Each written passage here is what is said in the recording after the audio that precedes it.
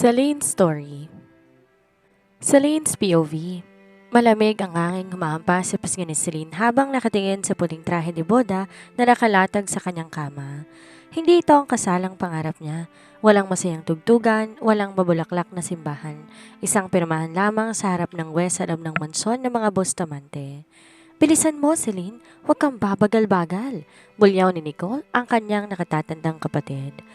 Dapat ay ako ang nandun pero hindi ko sasayangin ang ganda at buhay ko sa isang lalaking hihiga na lang habang buhay. Anito sa kanya. Napayoko na lang siya sa sinabi ng kapatid. Si Charles Bustamante ay isang tanyag na negosyante bago ang matalim na aksidenteng nagpabago dito. Ngayon isa na lamang itong lantang gulay.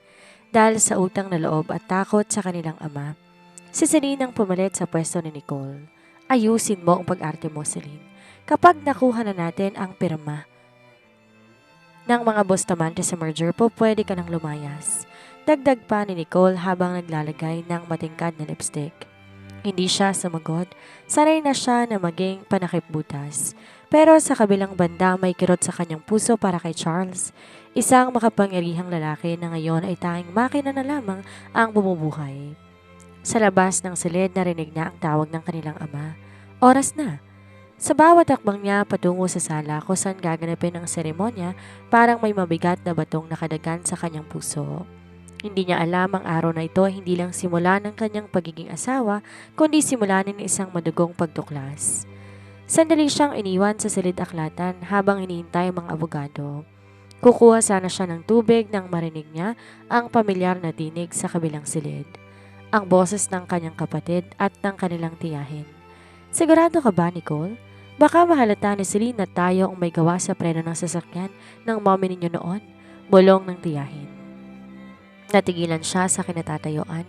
Ang pagpanaw ng kanyang ina sa aksidente sa sasakyan 3 taon ang nakakaraan. Hindi yun aksidente?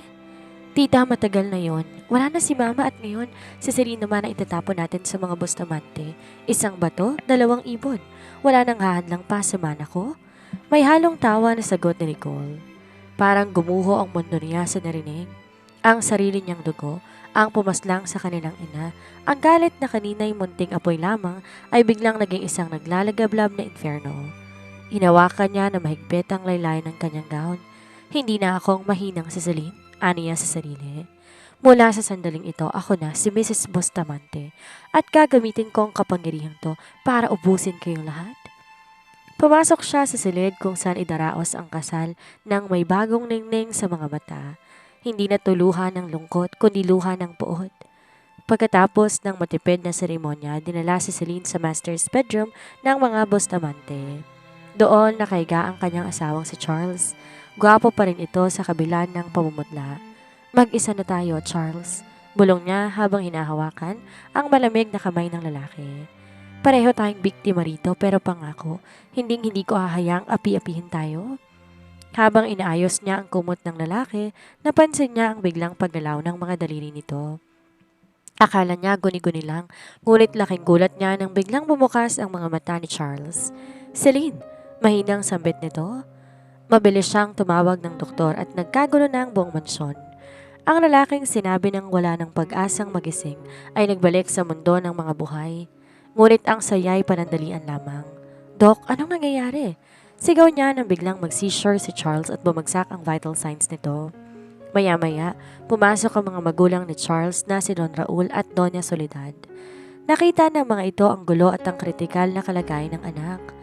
Mula nang pumasok ka sa pamamahay na to, nanganib ang buhay ng anak ko. Sigaw ng Doña Soledad. Malas ka, layas, umalis ka na sa pamamahay na to? Kinaladkad siya palabas ng mansyon sa mismong gabi ng kanyang kasal habang suot pa rin ang kanyang trahe de boda na ngayon ay pulo na ng putik at pait. Ang malakas na buhos ng ulan ay tila nakikiramay sa bawat patak ng luha niya. Habang nakaluhod siya sa labas na naglalakihang bakal na gate ng mansyon ng mga Bustamante, ramdam niya ang lamig na tumatagos hanggang sa kanyang buto. Ang puting trahe de boda na simbolo sana ng bagong simula ay punong-puno na ngayon ng putik at mansa ng pagkakaapi. Maawa na po kayo, Doña Soledad. Hayaan niyo po muna akong makita si Charles, asawa niya ako. Pagsusumamo niya habang kinakalampag ang gate. Mula sa balkonahe, tiningnan siya ng Donya nang may pandidiri. Asawa? Isang bayarang babae na galing sa pamilya ng mga masasamang tao? Gising na si Charles kanina pero dahil sa malas mo, muli siyang bumagsak sa kritikal na kondisyon. Layas! Hindi ka na makakaapak pa sa pamamahay na ito. Kasabay ng pagtalikod ng Donya ay ang paglabas ni Nicole mula sa isang mamahaling sasakyan. May dalang payong at isang mapanoy ang ngiti. Lumapit to sa kanya ng dahan-dahan at tila ninanamnam ang bawat sandali ng pagbagsak niya. Tingnan mo nga naman ang Mrs. Bustamante natin. Mukhang basang sisiyo na itinapon sa kalsada. Anito sabay dagaan ng ulo ng kanyang high heels sa laylayan ng gown niya. Akala mo ba makakatakas ka sa akin? Celine, tandaan mo to. Kahit anong itaas mo, sa putikan pa rin ang bagsak mo. Bigla siyang tumingala sa kapatid. Ang kanyang mga mata na dati puno ng amo ay biglang nagliyab sa bagsik. Alam ko na ang ginawa niyo kay mommy. Alam ko na kayo ang pumaslang sa kanya. Saglit na napatigil si Nicole ngunit agad tong humalakak ng nakakakilabot. At sinong maniniwala sa'yo? Isang baliw na asawa ng isang gulay? Celine, wala kang boses, wala kang pera, walang kahit ano. Dinuraan nito ang putik sa harap niya bago to pumasok sa mansyon. Sa bawat segundong lumilipas, ang sakit sa puso niya ay napapalitan ng isang matinding determinasyon. Hindi na siya iiyak. Kung malas ang tingin sa kanya, paninindigan niya ito. Siya ang magiging kamalasan na uubos sa pamilyang Albo at sa lahat ng humamak sa kanya. Babalik ako. At sa pagbabalik ko, sisiguraduhin ko, luluhod kayong lahat sa harap ng bangkay ng dangal ninyo.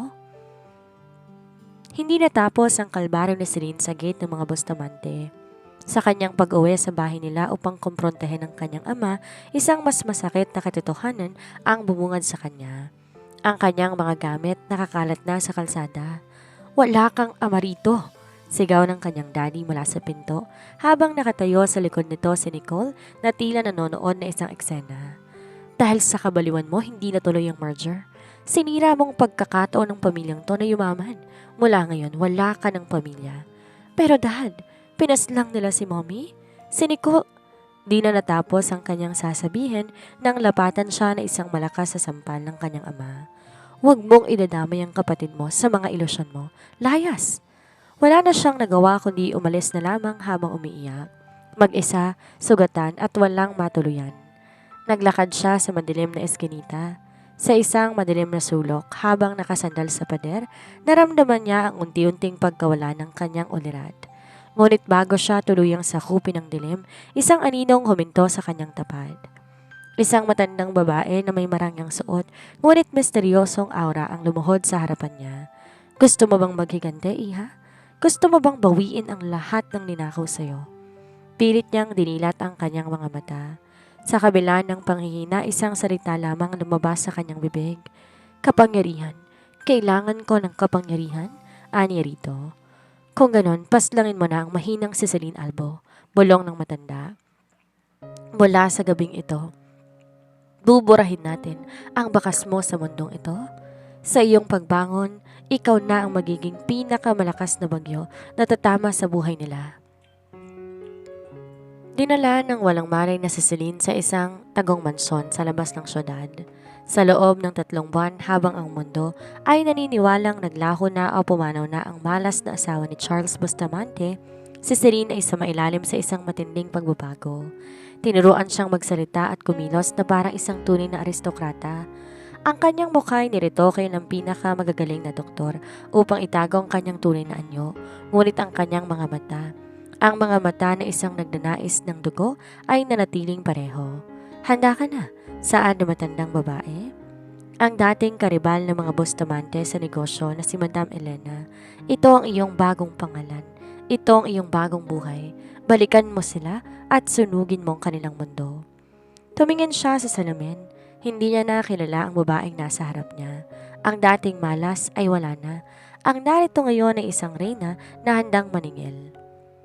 3 buwan ang lumipas, ang balita tungkol sa pagpanaw o ang paglaho ng malas na asawa ni Charles Bustamante ay naging bulong-bulungan na lamang na unti-unting nabaon sa limot. Ngunit sa gabing yon, sa pinakamarting charity gala ng taon, isang bagong bagyo ang nakatakdang tumama. Suot ang isang itim na serpentina gown na tila gawa sa mga anino at bituin. Bumaba ang kanyang limousine si Celine. Hindi na siyang babaeng putikan. Ang damit, siya na ngayon si Celine Mendiola. Celestine, ang misteryosong heiress na kinatawa ni Madam Elena. Ang kanyang mukha, bahagyang binago ng siyensya. Mas matalas ang panga, mas mapangakit ang mga mata at ang bawat kilos niya ay puno ng otoridad. Pagpasok niya sa ballroom, tumigil ang lahat habang ang mata ay nakatuon sa kanya. Kabilang na ang pamilya niyang naroon din upang maghanap ng bagong investor. Sino siya? Bulong ni Nicole sa kanilang ama. Parang pamilyar ang tindig niya. Imposible, sagot ng kanilang ama habang nakatingin sa ganda ni Celestine. Isang hamak na basahan lamang si Celine. Ang babaeng yan amoy bilyonaryo, ngunit ang mas kinagulat ng lahat ay ang pagdating na isang lalaking naka-wheelchair habang tinutulak ng isang nurse si Charles Bustamante. Gising na siya, ngunit ang mga mata nito ay malamig pa sa yelo. Ang kanyang katawan mahina pa. Pero ang isipan nito ay kasing talas ng dati. Charles, anak, hindi mo ito dapat pinilit pumunta rito. Nag-aaral lang, sabi ni Doña Soledad. Kailangan kong makita ang mga taong nagtangka sa buhay ko, ma. Manhid na sagot ni Charles. At kailangan kong mahanap ang babaeng yon? Ang asawa kong nawala. Naglakad si Celine patungo sa direksyon ni na Charles. Bawat takbang niya ay tila tunog ng hatol para sa mga albo. Nang magtama ang paningin nila ni Charles, naramdaman niya ang mabilis sa tibok ng kanyang puso. Ngunit agad niya itong sinupil ng puot. Good evening, Mr. Bustamante. Malambing ngunit malamig na bati niya. Napatitig si Charles. May kung anong kuryenteng dumaloy sa kanya. Ang pabango ng babaeng ito. Ang paraan ng pagtingin nito. Sino ka? Tanong ni Charles habang kanyang mga kamay ay mahigpit na nakahawak sa braso ng kanyang wheelchair. I am Celestine Mendiola and I am here to discuss the future of Bustamante Group or what's left of it. Nakangising sagot niya. Sa kabilang gilid namutla si Nicole. Lumapit siya at pilit na sumingid. Excuse me, Miss Mendiola. Ako si Nicole Albo, ang nakatakdang maging katuwang ng mga Bustamante. Hindi niya ito pinatapos sa pagsasalita. Tiningnan niya si Nicole mula ulo hanggang paa na parang isang dumi sa sahig. Albo? Ang pamilyang kilala sa pagbibenta ng sariling dugo para sa pera. I don't talk to subordinates. I only talk to the owner. Napahiya si Nicole sa harap ng maraming tao. Ang galit sa kanyang mukha ay hindi na maipinta. Habang si Charles ay nananatiling nakatitig kay Celestine. Ramdam niya na may tinatago ang babaeng ito, isang lihim na tila pilit na humihila sa kanyang alaala. Mag-ingat ka sa akin, Mr. Bustamante, bulong na Celine bago tumalikod. Dahil ang mga bagay na akala mo'y wala na ay bumalik para maningil. Ang gabi ng gala ay hindi pa natatapos para kay Celine. Habang nakatayo siya sa veranda ng hotel, hawak ang isang baso ng champagne. Ramdam niya ang titig ni Charles mula sa malayo. Alam niyang kinakagat na ng lalaki ang pain, ngunit bago ang pangunahing putahe, kailangan muna niyang iluto ang unang biktima, si Nicole.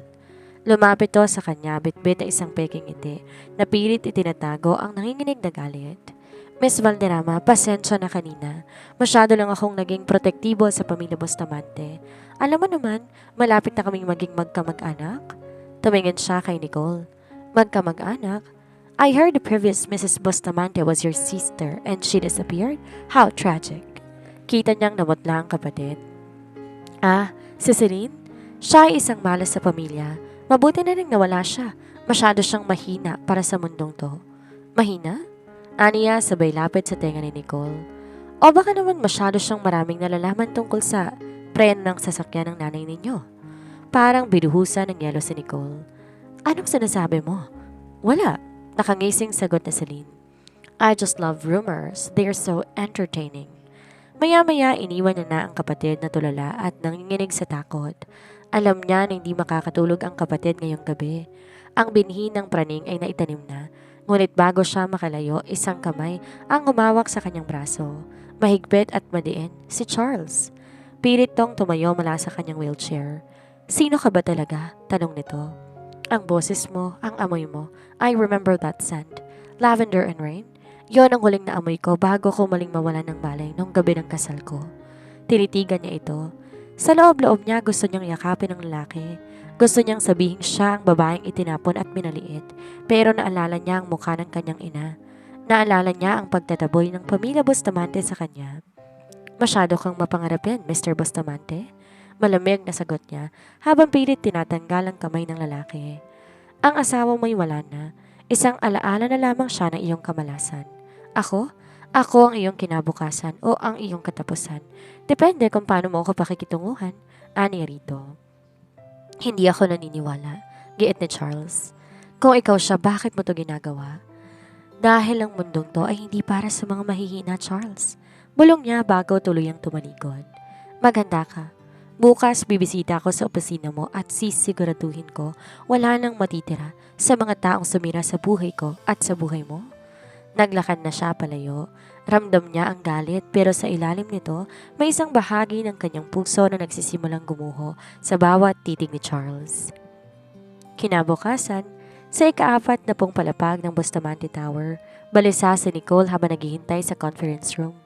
Hawak niya ang mga papeles ng merger na matagal niya nang pinapangarap. Kapag napirmahan to ni Charles, wala nang makakaalis sa akin sa pamilyang to. Bulong niya sa sarili, habang pilit na inaayos ang kanyang nagugulong isipan matapos ang engkwentro kagabi. Maya-maya, biglang bumukas ng malakas ang pinto. Pumasok si Celine, hindi bilang isang pangunahing bisita, kundi bilang isang may-ari. Kasunod niya ang grupo ng mga abogado ni Madam Elena. Good morning, everyone. I hope I'm not late for the funeral of this merger. Bungad niya sabay bagsak ng kanyang designer bag sa lamesa. Miss Menzola, anong karapatan mong pumasok dito? Singhal ni Nicole at pilit na nagtatapang-tapangan. This is a private meeting between Albo and Bustamante. Correction, Miss Albo. Malamig na tugon niya habang dahan-dahang umuupo sa dulo ng mesa. As of 8 a.m. today, Valderrama Holdings has acquired 45% of the outstanding debts of Bustamante Group. Technically, I own your seat. At ang merger na sinasabi mo, it's garbage. Saktong pumasok si Charles habang nakaupo sa wheelchair. Ang mga mata nito ay agad na dumapo sa kanya. May tensyon sa hangin na tila kuryenteng dumadaloy sa pagitan nilang dalawa. Charles, sabihin mo sa babaeng to na hindi siya po pwedeng makialam. Sumbong ni Nicole. Lumapit pa ito sa lalaki at humawak sa balikat nito. Ngunit hindi tumingin si Charles kay Nicole. Nakatuon lamang siya kay Celestine. Ipaliwanag mo ito, Miss Menzola? Simple lang, Charles. Aniya rito. Tumayo siya at lumapit kay Nicole. Ang pamilya Albo ay baon sa utang. Ginamit nilang merger na ito para takpan ang kanilang mga nakaw na yaman. At ito, nilabas niya ang isang brown envelope at isinampal ito sa dibdib ni Nicole. Ito ang ebidensya ng malversation ng tatay mo at ang mas malala, ang report ng forensic specialist tungkol sa preno ng sasakyan ng iyong ina. Kita niyang namutla ang kapatid. Hindi totoo yan, gawa-gawa lamang yan. Talaga? Bulong niya, sapat lang para marinig ni Nicole. O gusto mong iparinig ko sa lahat ang recording ng pag-uusap ninyo ng tita mo sa gabi ng kasal ko? Yung tungkol sa kung paano niyong pinaslang ang sarili ninyong ina? Sa takot at gulat na sampal siya ni Nicole, ngunit hindi siya gumanti. Nanatili siyang nakatayo, nakangisi, habang dinadama ang hapdi sa kanyang pisngi dahil alam niyang nakita yon ni Charles. Security! Sigaw ni Charles at tumagundong ang boses sa loob ng silid. Ilabas mo na si Miss Albo. Mula ngayon, banned na ang lahat ng Albo sa gusaling to at kanselahin lahat ng kontrata sa kanila. Charles, no. Makinig ka sa akin. Sigaw ni Nicole habang kinakaladkad siya ng mga security palabas. Naiwan sa silid sina Celine at Charles. Ang katahimikan ay nakabibingi. Dahan-dahang lumapit si Charles sa kanya, pilit na tumatayo mula sa kanyang wheelchair. Bakit mo ginagawa to? Tanong ni Charles habang hawak ang pisngi niya na namumula pa sa sampal. Sino ka ba talaga? Bakit pakiramdam ko ikaw ang nagpapatibok ng puso ko, pero ikaw din ang sumisira ng mundo ko? Tinitigan siya ni Celine. Ang poot na pilit niyang pinapanatili ay tila unti-unting natutunaw sa init ng haplos ni Charles. Ngunit bago pa siya makapagsalita, biglang nakaramdam si Charles ng matinding hilo at bumagsak ito sa kanyang bisig. Charles! Sigaw ni Celine. Ang kanyang maskara ng pagiging matigas ay tuluyan ng naglaho. Sa kabilang banda, Ang puting pasilyo ng ospital ay tila walang katapusan habang mabilis na itinutulak ang stretcher ni Charles. Hawak-hawak niya ang malamig na kamay ng lalaki. Huwag kang bibitiw, Charles. Hindi pa tayo tapos? Sigaw niya bago siya harangin ng mga nurse sa pinto ng emergency room. Naiwan siya sa labas mag-isa. Di nagtagal lumabas ang doktor. Miss Menzola, stable na si Mr. Bustamante, pero may natuklasan kami sa kanyang blood work. Simula ng doktor. Hindi lang simpleng pagkapagod ang dahilan ng kanyang pagbagsak. May mataas na konsentrasyon ng neurotoxin sa kanyang sistema, isang uri ng lason na unti-unting pinapaslang ang kanyang nervous system. Napatakip siya sa bibig sa nalaman. Lason? Paano? Anya rito. Ito'y dahan-dahang ipinapasok sa katawan ni Mr. Bustamante sa loob ng mahabang panahon. Malamang nung nasa coma pa siya, may naghahalo nito sa kanyang IV drip o sa kanyang mga maintenance ng gamot. Paliwanag ng doktor. Biglang nagdilim ang paningin niya. Alam niya kung sinong may gawa nito, si Nicole. Hindi lang palang ina nila ang pinaslang nito. Pinaplano na nitong dahan-dahang ubusin si Charles upang makuha ang yaman ng mga Bustamante nang walang kahirap-hirap. Walang hiya ka, Nicole. Bulong niya sa isip habang naghihintay na dumating si Doña Soledad. Pero sa halip na magpasalamat, agad siya nitong hinarap ng may pandidiri. Ikaw na naman? Anong ginawa mo sa anak ko? Mula na magpakita ka palaging nasa panganib ang buhay niya. Layas! Ngunit sa pagkakataong to, hindi na siya sumungko. Lumapit siya sa matanda. Doña Isabel, kung ako sa inyo, mas matakot ako sa taong pinagkakatiwalaan ninyo. Alam niyo ba nang mabait na si Nicole ang dahan-dahang lumalason sa anak ninyo? Narito ang medical report. Sinampal niya ang mga papeles sa dibdib ng matanda. Habang tinataboy niyo ko, ang ahas na kinukupkup ninyo, ang siyang humuhukay ng libingan ni Charles. At tandaan niyo to, kapag may nangyari pang masama sa asawa ko, hindi lang ang mga albo ang pababagsakin ko. Isasama ko ang buong pamilya ninyo. Kita niyang natigilan ang donya at di na nakapagsalita. Samantala, sa loob ng silid, dahan-dahang nagkamalay si Charles. Narinig niya ang lahat. Narinig niya kung paano siyang ipaglaban ni Celestine. Pumasok si Celine sa silid nang makaalis na ang matanda. Nakita niya nagising na si Charles at nakatingin sa kanya ng malalim ang emosyon. Celine, mahinang tawag nito. Hindi na Celestine ang tawag nito kundi ang tunay na niyang pangalan. Alam ko na ikaw yan, huwag ka nang magpanggap. Bakit ka bumalik? Para ba tapusin ang sinimulan ni Nicole o para iligtas ako? Lumapit siya sa kama habang kanyang luha ay pilit na pinipigilan.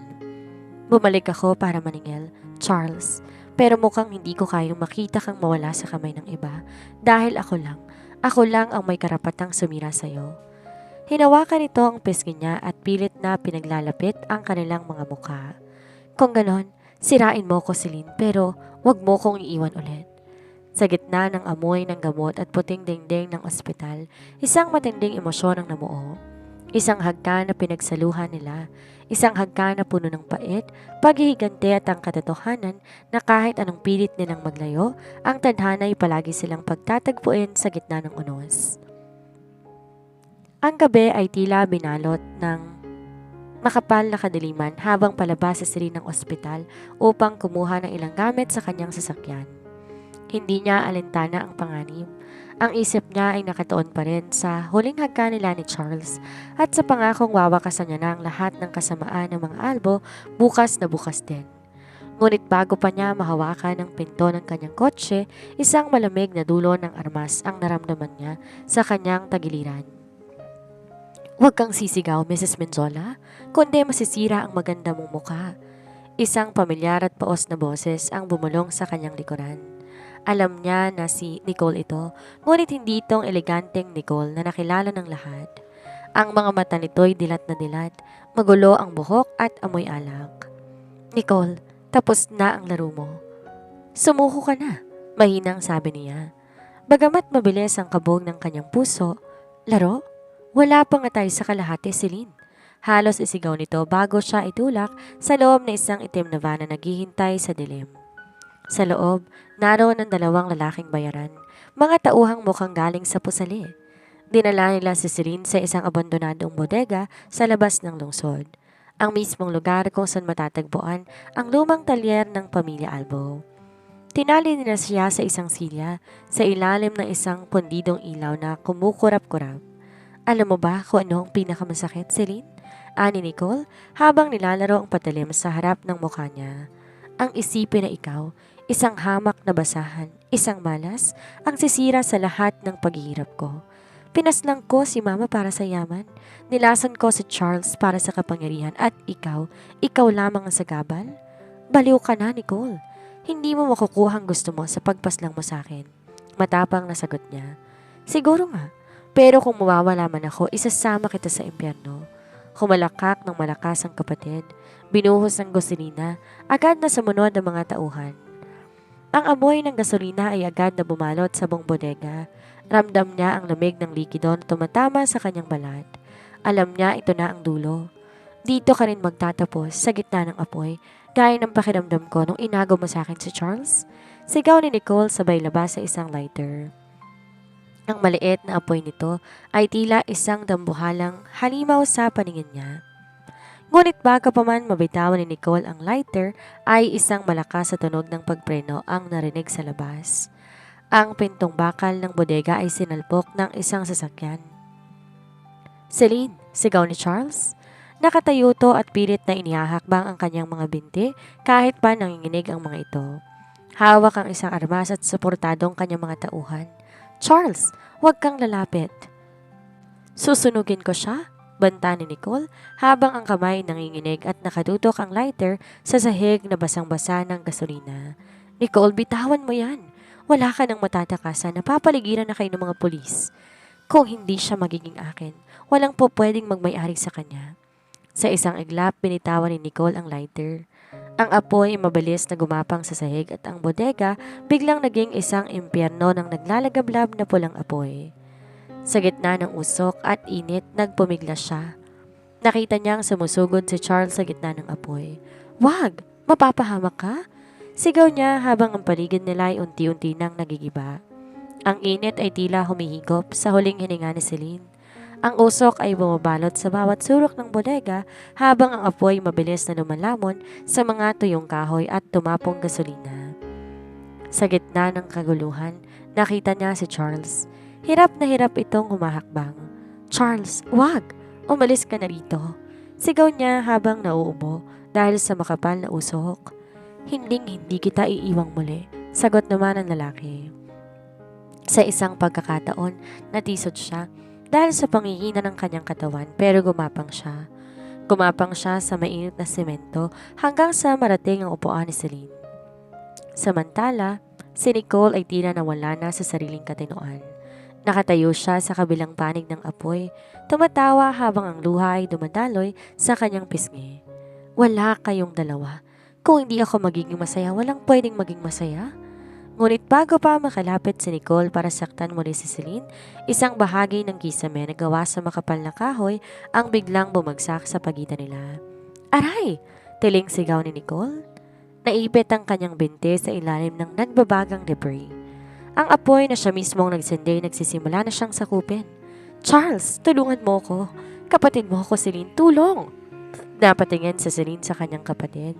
Sa kabila ng lahat ng kasamaang ginawa nito, ang pagpaslang sa kanilang ina, ang paglason kay Charles at ang pagtatangka sa kanyang buhay, may isang bahagi ng puso niyang nakakaramdam ng kirot. Ngunit mas mahigpit ang hawak ni Charles sa kanyang mga tali.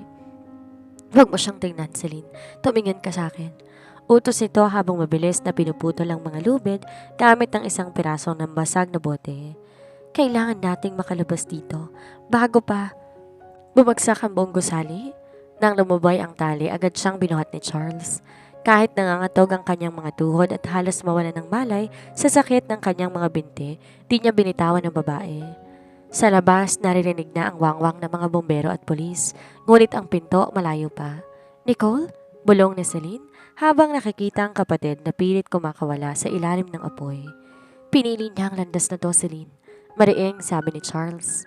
Sa huling sandali bago sila tuluyang makalabas sa maliit na siwang ng pinto, isang pagsabog ang yumanig sa buong bodega. Ang mga tangke ng gas sa likod tuluyan ng nadamay. Isang malakas na puwersang tumulak sa kanila palabas. Bumagsak sila sa damuhan, malayo sa nagbabagang gusali. Si Charles nakayakap pa rin kay Celine. Nagsisilbing kalasag nito sa init at talsik ng mga debris. Hingal na hingal silang dalawa. Maya-maya lumingon si Celine sa bodega na ngayon ay isa na lamang dambuhalang bola ng apoy. Wala nang lumabas. Wala nang boses na humingi ng tulong.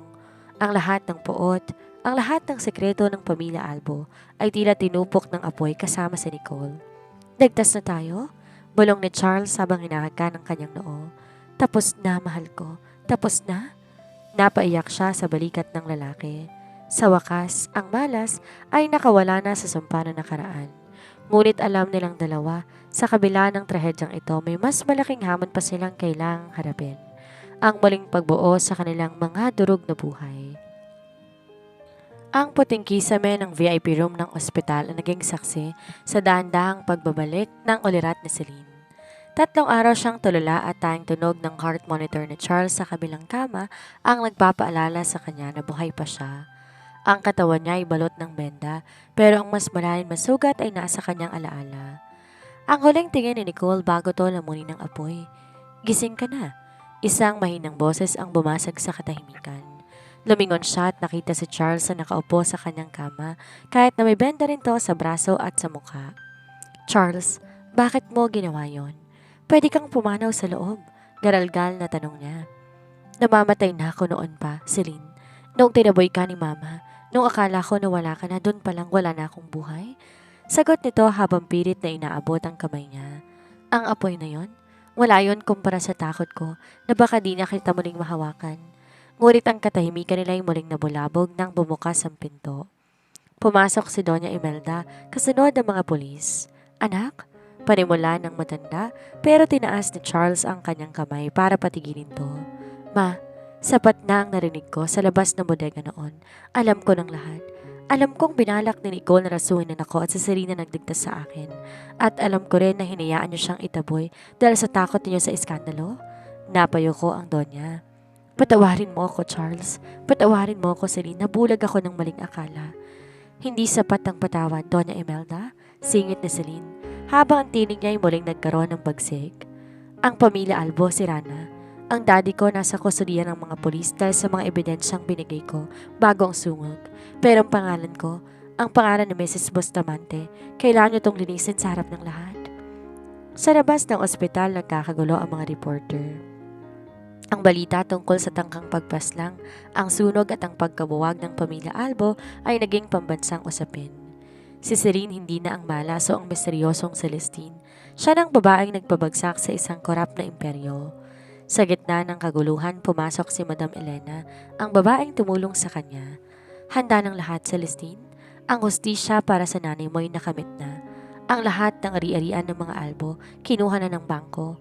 At dahil sa mga utang nila sa akin, ikaw na ngayon ang tatayong administrator ng kanilang natitirang shares? Tumingin siya kay Charles.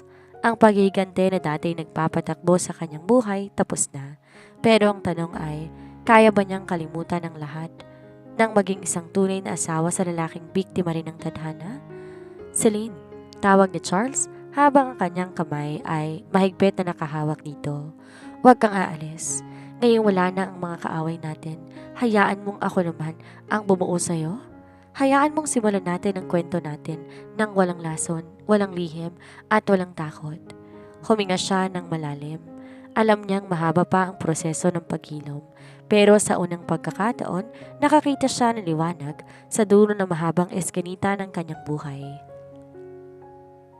Habang unti-unting naghihilom ang mga sugat ni Celine, isang mas matinding kirot ang gumugulo sa kanyang isipan.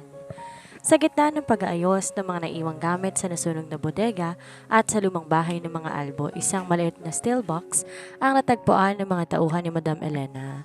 Ito ay nakabaon sa ilalim ng sahig ng kwarto ng kanyang ina. Celestine, kailangan mong makita to? Seryosong sabi ni Charles habang inilalapag ang kahon sa mesa ng ospital.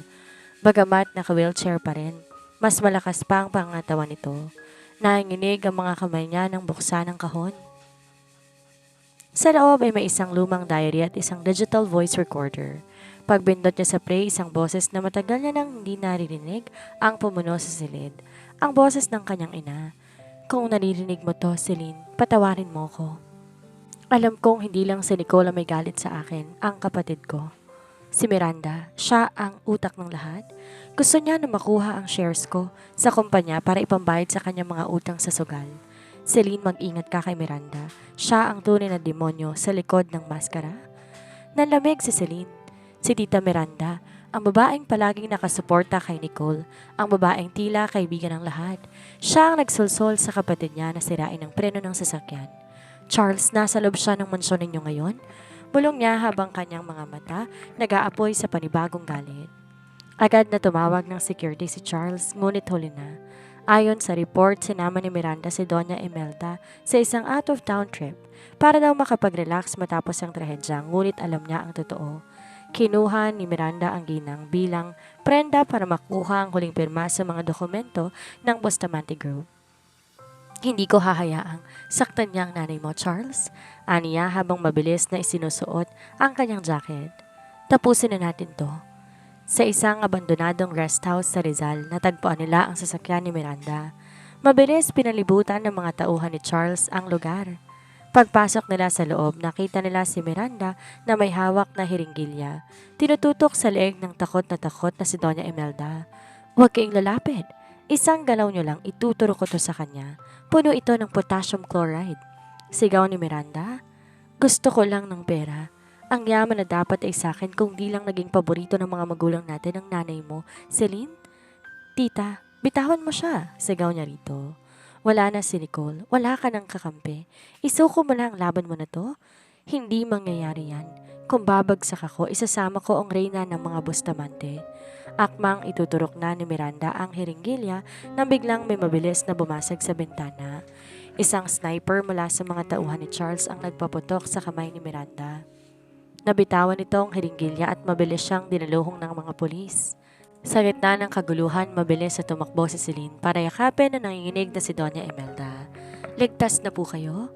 Sa pagkakataong to, walang pag-aalinlangan, niyakap siya na matanda. Pumatak ang luha nito sa balikat niya. Patawad, Celine. Patawad sa lahat ng bulag kong panghuhusga. Ikaw ang tunay na anghel na nagligtas sa pamilyang ito. Pinapatawad ko na po kayo. Ani rito bago niyakap muli ang ginang. Maya-maya tumayo siya at tinapos si Charles. Ang huling anino ng nakaraan ay tuluyan ng pinalis ng hustisya. Ang puot na nagpapatakbo sa kanyang dugoy na palitan na ng isang kakaibang katahimikan. Matapos sa madugong engkwentro kay Miranda, di naging madali ang sumunod na mga linggo. Ngunit sa pagkakataong ito, hindi na nag-iisa si Celine. Sa bawat pagdinig sa korte at sa bawat pagharap sa media, nasa tabi niya si Charles na ngayon tuluyan ng nakakalakad ng maayos. Isang patunay na ang pibig ang pinakamabisang lunas sa anumang lason. Isang granding press conference ang idinaos sa ballroom ng Bustamante Hotel. Ito ang araw na itinakda ni Charles para linisin ang lahat ng dumi sa pangalan ni Celine. Ang lahat ng malaking pahayagan at TV networks ay naroon, naghihintay sa malas na naging tagapagligtas. Huwag kang kabahan, bulong ni Charles habang nasa backstage sila. Inawakan niya ang kamay ni Celine at hinagka ng likod nito. Oras na para malaman ng mundo kung sinong tunay na Mrs. Bustamante. Huminga ng malalim si Celine. Suot niya isang eleganteng green gown na sumisimbolo sa pag-asa at bagong simula. Paglabas nila sa stage, ang nakakasilaw ng mga flash ng kamera ang bumungad sa kanila. Tumayo si Charles sa podium. Narito kami ngayon para tapusin lahat ng espekulasyon. Ang aking asawa, si Celine Albo Bustamante, ay hindi naging malas sa pamilyang ito. Sa halip, siya ang naging biktima, naging kasama ng iba, na mga taong tinuring niyang pamilya. Siya ang dahilan kung bakit buhay ako ngayon. At simula sa araw na to, siya ang tatayong co-CEO ng Bustamante Group. Isang malakas na bulungan ng pumuno sa silid, ngunit agad din tong napalitan ng palakpakan ng tumayo si Doña Imelda. Lumapit ang matanda sa mic. Gusto kong humingi ng tawad sa publiko at lalo na kay Celine. Nabulag ako ng maling tradisyon at paninira. Celine, ikaw ang nagturo sa akin ang tunay na swerte ay hindi matatagpuan sa yaman kundi sa katapasan ng puso. Welcome to the family, my daughter. Napayak si Celine sa harap ng maraming tao, hindi dahil sa sakit kung hindi dahil sa ginhawa. Ngunit sa gitna ng selebrasyon, isang reporter ang tumayo at nagtanong na isang mapangahas na tanong. Miss Celine o Mrs. Bustamante, Pagkatapos ng lahat ng ginawa sa iyo ng pamilya mo, matapos ang trahedya sa bodega, masasabi mo bang nakamit mo ng hustisya o meron ka pa ring bitbit na buod? Tumingin siya ng diretsyo sa kamera. Ang hustisya na nakamit na nang mabulok sa kulungan ng mga taong nagtangka sa amin, pero ang buod? Ang puot ay laso na pinili kong itapon na kasamang abo ng nakaraan. Ngayon, ang tanging bitbit ko'y responsibilidad na bumuo ng mas magandang kinabukasan, hindi lang para sa akin, kundi para sa asawa ko at sa alaala ng aking ina. Pagkatapos ng press conference sa rooftop ng hotel, habang pinapanood nila ang paglubog ng araw, niyakap siya ni Charles mula sa likuran. Tapos na ang lahat, Celine. Wala na tayong kailangan patunayan sa kahit kanino, bulong nito. Alam ko, Charles, pero pakiramdam ko, ngayon pa lang talaga magsisimula ang totoong buhay natin. Sagot niya habang sinasandal ang kanyang mukha sa balikat ng asawa. Ngunit bago sila tuluyang magpahinga, may isang huling sorpresa si Charles. Nilabas ito ang isang maliit na pelus ng kahon. Sa loob ay ang orihinal na wedding ring na dapat sana binigay niya ng gabi ng kanilang kasal. Ang singsing na di nabihira ng dugo o ng putik. Celine Albo, asawa ko, muli mo ba akong papakasalan? Sa pagkakataong ito sa harap ng Diyos, nang walang lihim at nang may buong pag-ibig, tuluyan na nga siyang napaiyak. Oo, Charles, kahit ilang beses pa? Ilang buwan ang lumipas, muli nang tupukin ng apoy ang nakaraan ni Celine. Ang hardin ng mansyon ng mga Bustamante ay punong-puno ngayon ng mga sariwang bulaklak, puting rosas at lavender, ang paboritong pabango niya. Ngunit sa pagkakataon to, walang takot, walang lason at walang pagpapanggap. Itong araw ng kanilang church wedding. Sa loob ng silid, tinitingnan siya ng sarili sa salamin. Suot niya isang obra maestrang trahe de boda na gawa sa pinakamahusay na sutla. Pinalilimutian ng tunay na perlas. Wala nang bakas ng putik o ng uling. Napakaganda mo, Celine, bunga ni Doña Imelda habang pumapasok sa silid. May dala tong isang antigong kwintas. Ito ay pag-aari ng aking lola. Gusto kong isuot mo to bilang simbolo na ikaw ang tunay na reyna ng pamilyang ito. Salamat po, Mama, tugon niya rito. Isang matamis na ngiti ang sumilay sa labi ng matanda bago siya niyakap nito. Nang bumukas sa malaking pinto ng simbahan, ang lahat ay tumayo. Sa dulo ng altar nakatayo si Charles at naghihintay sa babaeng bumuo sa kanyang pagkatao. Sa bawat hakbang ni Celine sa aisle, tila nagbabalik sa kanyang isipan ang lahat ng kanyang pinagdaanan. Ang pagtataboy sa kanya sa ulan, ang pananakit ni Nicole, ang takot sa loob ng nagbabagang bodega. Lahat ng iyon ay nagsisilbing apoy na nagpapatibay sa kanyang kalooban. Nung nagtatago ang kanilang kamay sa harap ng altar, hindi na napigilan pa ni Charles ang maluha. Celine, saksi ang langit sa harap ng hirap na tiniis mo sa piling ko. Pinakasalan kita noon sa gitna ng dilim, pero ngayon, pinapakasalan kita sa ilalim ng liwanag. Ikaw ang aking buhay, ang aking lakas, at ang aking tanging Mrs. Bustamante. Charles, sagot na Celine, habang hinahawakan ng mabigat ang kamay ng asawa. Akala ko noon ang paghihiganti ang tanging magbibigay sa akin ng kapayapaan. Pero tinuruan mo ko na ang tunay na tagumpay, ang pagpili sa pag-ibig sa kabila ng lahat ng sakit. Ikaw ang aking tahanan at habang buhay kitang iibigin. Matapos ang seremonya, isang malakas na palakpakan ng umalingaw sa buong simbahan. I now pronounce you husband and wife. You may kiss the bride. Ang hagkan na iyon ay selyo ng kanilang bagong simula. 3 taon nang nakalilipas, ngunit ang bawat sulok ng mansyon ng mga Bustamante ay tila humihinga pa rin ng mga alaala. Subalit hindi na ito ang mansyong puno ng malamig na titig at lihim na lason. Ngayon, ang bawat pasilyo'y puno ng tawanan ng isang makulit na bata. Mommy, look! I drew a star for Grandma Sonia. Masiglang sigaw ng maliit na si CJ. Patakbo itong lumapit kay Celine na ngayon abala sa pag-aayos ng mga dokumento sa kanyang home office. Binuhat niya ang anak at hinagkan ito sa pisngi. Ang ganda naman ng bituin na to, anak. Siguradong matutuwa ang grandma mo sa langit. Pumasok si Charles sa silid, bit-bit ang 2 tasa ng kape. Mas malusog na ito ngayon at ang dating wheelchair-bound billionaire ay isa na ngayong aktibong ama na mahilig makipaglaro ng soccer sa garden. Ayan na naman ang mag-ina ko, laging may sikreto. Nakangiting sabi nito sabay lapag ng kape. Niyakap niya si Celine mula sa likuran at hinagka ng balikat nito. You look beautiful today, Mrs. Bustamante. Parang kailan lang ng unang gabi natin dito, no? Napatigil si Celine. Naalala mo pa pala yon? Yung gabing tinaboy ako? Hindi ko makakalimutan yon, Celine. Dahil yon ang gabi na napatunayan kong ang tadhana, hindi kayang baliin ang kahit anong masamang balak. You stayed even when everyone else wanted you gone. Seryosong sabi ni Charles. Maya-maya pa dumating si Donna Imelda. Ang daming matapang at mapanghusgang ginang ay isa na ngayong mapagmahal na lola. Hawak ang isang lumang album. Celine, Charles, nahanap ko to sa attic. Ito ang mga litrato ni Sonia nung kabataan niya. Naisip ko, siguro oras na para makita ni CJ kung kanino niya naman na ang kanyang matatapang na mata. Habang tinitingnan nila ang album, naramdaman ni Celine na isang kakaibang pakiramdam ng kompetisyon. Hindi kompetisyon sa yaman kundi sa pasasalamat. Ang lahat ng hirap, ang lahat ng sampal ni Nicole, ang bawat luhang pumasok sa gitna ng ulan, lahat yon nagbunga ng isang pamilyang hindi na kayang buwagin ng kahit anong bagyo. Daddy, why is mommy crying? Tanong ni CJ habang hinahawakan ang mukha niya. Happy tears yan, CJ. Kasi sa wakas, nahanap na ni mommy ang tunay niyang treasure. Sagot ni Charles habang nakatingin ng malalim sa mga mata niya. Nang gabing yon, lumabas silang mag-asawa sa balkonahe. Tahimik ang paligid. Taing huni lang ng mga kuliglig ang naririnig.